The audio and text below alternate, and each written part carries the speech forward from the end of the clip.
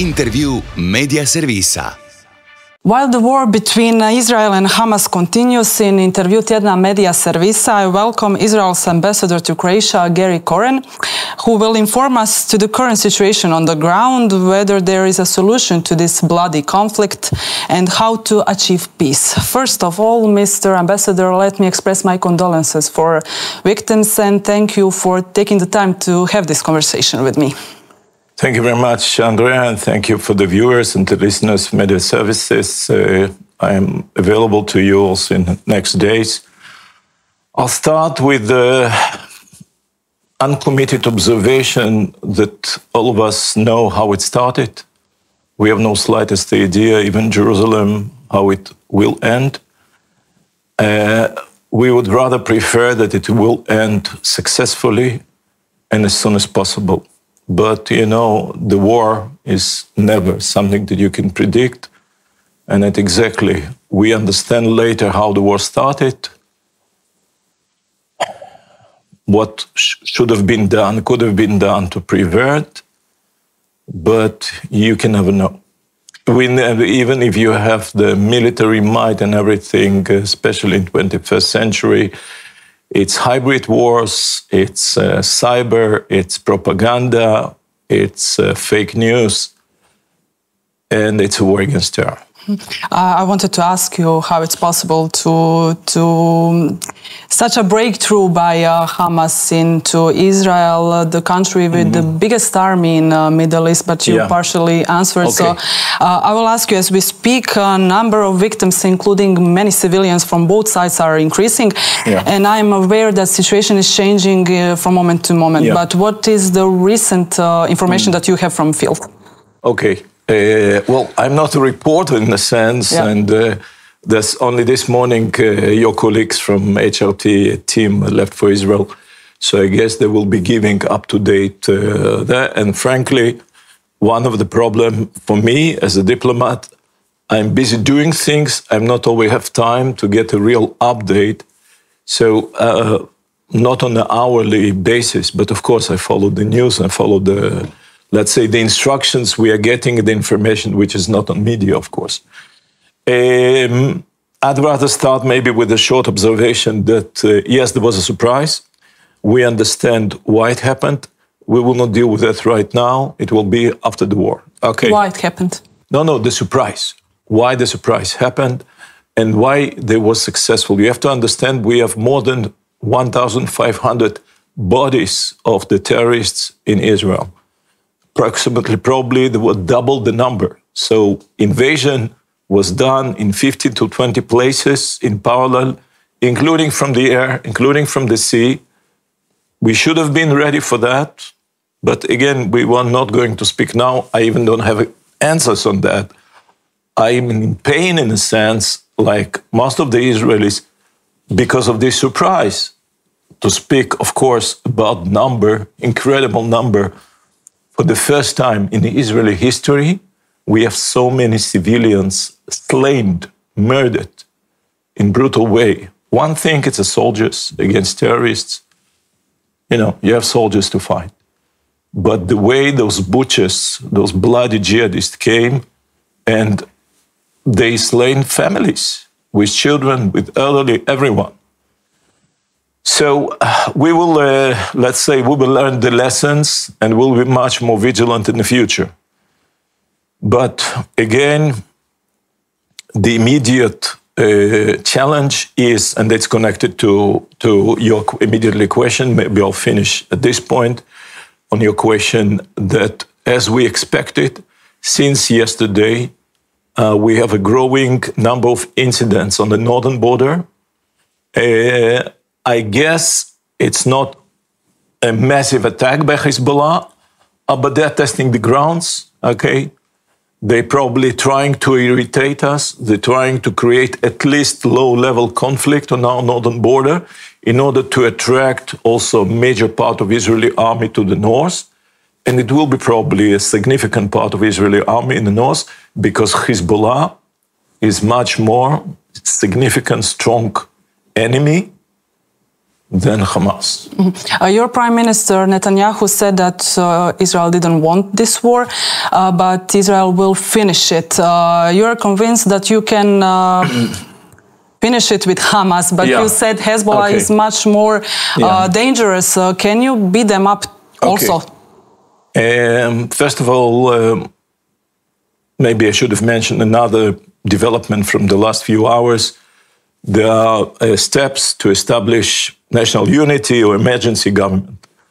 Because any decision that should be taken regarding how to wage the war, to which extent, it's a very heavy decision. It has a lot of burden on the shoulders of the politicians, and you need very wide consensus. Therefore, probably that's the idea they will include in, if you like to call it, war cabinet, also new members from the opposition parties.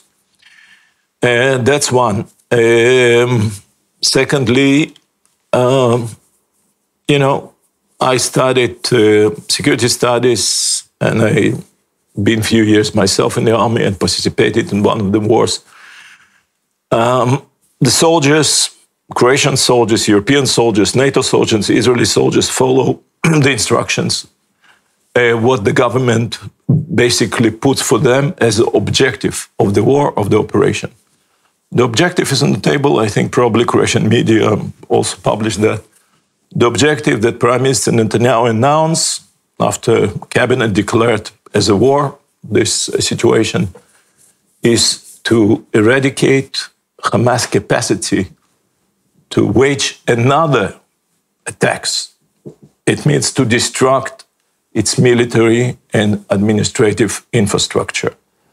Beyond this, I can tell you, we will do our best not to harm civilians. We don't want to create a humanitarian crisis. Yeah, because the Secretary General of UN said that he is deeply disturbed by this decision. Israel launched a major operation, began the total siege of Gaza. There are civilians without water, food, fuel. Look, it's very easy to sit somewhere, doesn't matter, Croatia, New York, and to preach us what to do. We just had a major onslaught. We have more than 900 dead people, vast majority civilians. What do you expect us to do? To restrain ourselves again? To ask for mediation of the international bodies? It will allow for Hamas victory. It means Hamas was successful. It will actually lead to growing support to Hamas. No one in the region, including our Arab neighbors, are not wishing for that. They're afraid of that. Those are radicals. You will get more refugees with crazy ideas in Europe because they will be very much happy with success. So you say that this decision was justified? Basically, the price of the war is terrible. You had your homeland war. There were more than 200 refugees. There were good reasons for that. No one wanted this. So any war, unfortunately, creates situation in which humanitarian crisis is born. Who is responsible for that? Hamas, not State of Israel. We have to protect our citizens. We expect of our friends in a free world to protect our right for self-defense. Because if we will follow those ideas, it means Hamas will prevail. So just to finish this question, we don't have to choice but to win this war. Otherwise, it will be just a matter of another bloody cycle of violence. Iran denies involvement in the Hamas attack. I will ask you immediately, do you believe them? Well, is it possible that they are not behind them? You probably can guess my answer. A, they are on record supporting the success of Hamas attack.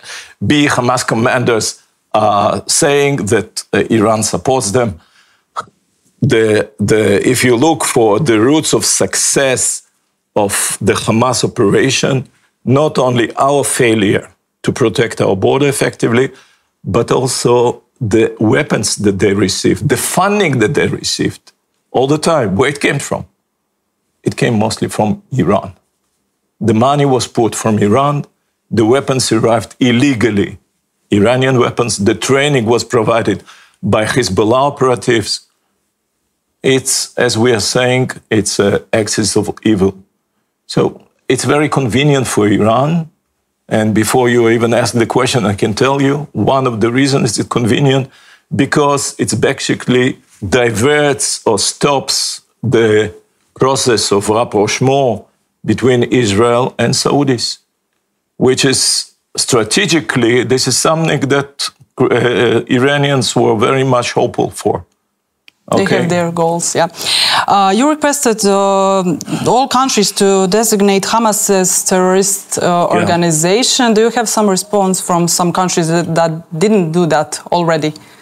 Well, first of all, there is a difference between the legal term of designation than to declarative terms of recognizing, and then to the practical matters which are in the hands of security services and police. European Union took a decision quite a long time ago to recognize, to designate Hamas as a terrorist organization, as well as the United States.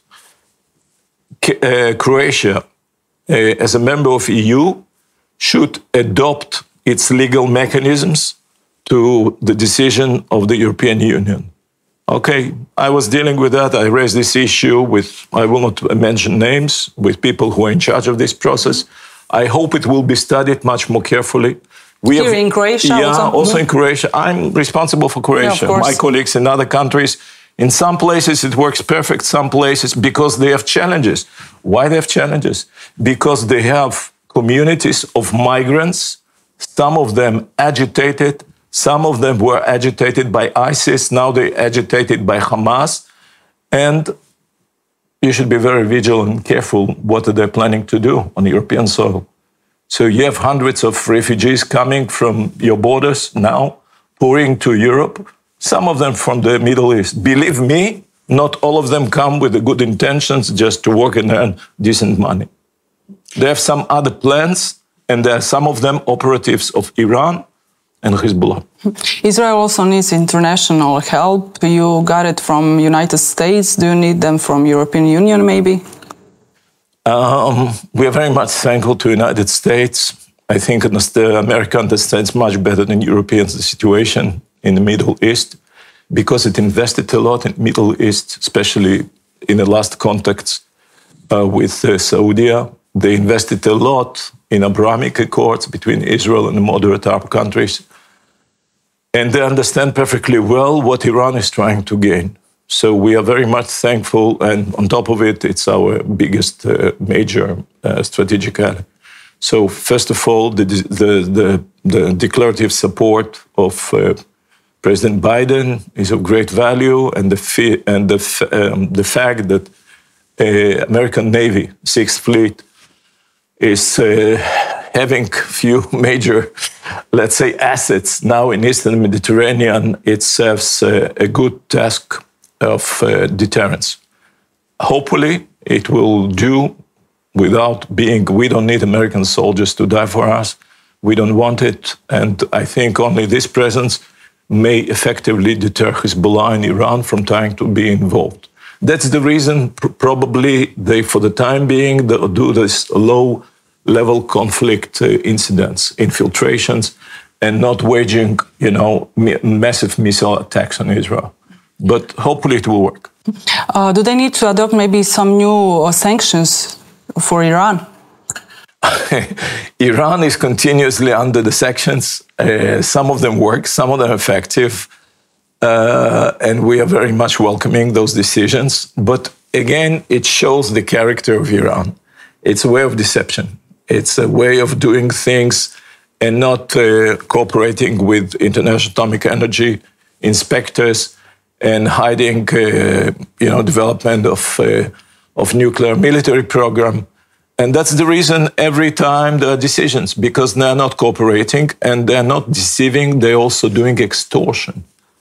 They kept hostages, dual nationals, Only recently, they were successful in a deal that some 5, 6 Western, I don't remember which nationalities, were released for release of some funds that were frozen in the banks. So that's the way they operate. Unfortunately, actually blackmail. Sometimes let's blackmail. Say. Yeah. And again, which brings us to Hamas, because Hamas comes with same ideas. We were speaking about humanitarian concerns. So they have more than 100 hostages, Israelis, children, elderly, more than 100 people. They drag them into Gaza, some of them in dire situation. They need special medicaments, and some of them children with special needs. They keep them as human shields. They keep them as extortion for exchange of terrorists that serving time because they're bloody murderers in our jails. So, and they are hopeful that's the reason we will not attack, because otherwise they're threatening this, they will start executing the hostages. Yeah. This is not the problem from yesterday. Yeah. So is it possible to reach a peaceful solution? Is it possible to have a peace negotiation? I know that it's hard. Every interview and every talk I have in the last few days, it normally ends with this question. Because we all hope that it will be peace. Israel was established 75 years ago, and we wanted to become part of this milieu, part of this region, to live peacefully with our neighbors. But, we were attacked the day we were born as a state. We had our own homeland war. We had independence war in 1948. Arabs, Palestinians are responsible for the fact that the whole issue of the Palestinian refugees was born at that point of time. They came to destroy the newly born state with the international legitimacy of United Nations, and they failed. Thanks God they failed. And with their own hands, they created this humanitarian situation with the refugees.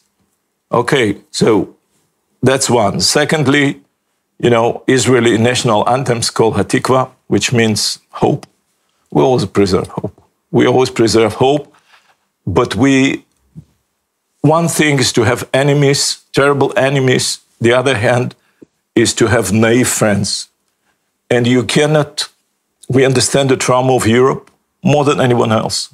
Jewish people lost 6 million in European soil. And millions of Europeans died because of 2 terrible world wars. We understand why Europe is working on soft power, why Europe is pacifist. It doesn't work in the Middle East, you should understand. They slaughter each other. Look what happened during ISIS days of Caliphate. Look what happens in Libya, not speaking about this terrible humanitarian disaster. What's happening in Lebanon? It's nothing to do with us. It's internal. We are the only democracy. And it's fair that Europeans expect of us to stay to the norms, but you don't expect anything of Palestinians. You don't have peace promoters of peace on the Palestinian side. You don't have good people like David Grossman or late Amos Oz. You don't have pacifists. You have moderates and you have radicals, extremists, jihadists. With whom will do the peace? With Mahmoud Abbas in Ramallah? What about the jihadists in Gaza? So the only solution is actually win this war. The only solution we offer together with Americans, and thank God Europe supports, we started the Abrahamic agreements. We're starting stabilizing the region around real concerns. First of all, the concern of the axis of evil of Iran. We built a coalition together with Egypt, with Jordan, with Emiratis, with Bahrainis, with Morocco, hopefully soon with Saudis. This is the way to stabilize, to build the trust, to build the respect. The fact that 2 million Israelis visited Abu Dhabi and Dubai and Bahrain, it's incredible, in 1 year. That's the way people in the Gulf understand Israelis are not cannibals. We are normal people, we understand we can work together, we can do business together.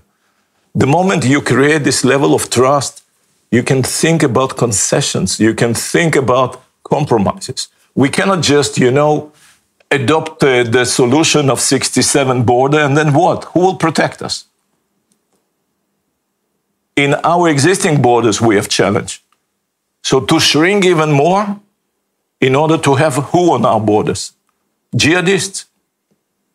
That's the stupidity, sorry to say, of the European progressive left. We will speak about it probably soon. I really wish you to end this war and reach peace. Hope dies Thank the you last. very much. And Thank you for this conversation. I am at your disposal for the future. Unfortunately, the war will not end tomorrow, not this evening, not tomorrow morning. There will be need to speak, to explain. I'm ready for your listeners, for your viewers. Thank you once more. Hvala vama. Intervju Medija Servisa.